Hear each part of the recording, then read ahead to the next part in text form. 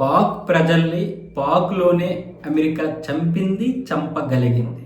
ఎందుకంటే అయాతుల్లా Ali Khamenei చనిపోయిన తర్వాత షియా ముస్లిమ్స్ అధికంగా ఉన్నటువంటి కరాచీ లాంటి ప్రాంతాల్లో విపరీతమైనటువంటి అలజడులు రేగాయి. అప్పటి నుంచి ఇప్పటి వరకు అవి అలాగే కొనసాగుతున్నాయి. పైగా అమెరికా ఎంబసీ మీదకి చాలా మంది నిరసనలతో హోరెత్తించి అక్కడికి దాడి చేయడానికి వచ్చేశారు. దాంతో అమెరికా ఎంబసీ వెంటనే అమెరికాలో ఉన్నటువంటి అధికారులకు తెలియజెప్పడం, వాళ్ళు విపరీతమైనటువంటి ఒత్తిడి పాక్ ప్రభుత్వం మీద తీసుకొచ్చారు. మా ఎంబసీలో ఒక్క అధికారికైనా సరే ఏ గాయమైనా సరే, చనిపోవడం కాదు, గాయమైనా సరే తీవ్ర పరిణామాలు పాకిస్తాన్ ప్రభుత్వం ఎదుర్కోవాల్సి ఉంటుంది అని బెదిరించడంతో దెబ్బకి పాకిస్తాన్ ప్రభుత్వం కాల్పులు జరిపింది. అలాగే ఎంబసీ అధికారులు కూడా కాల్పులు జరిపారు. 22 మంది పాకిస్తాన్ ప్రజలు చనిపోయారు.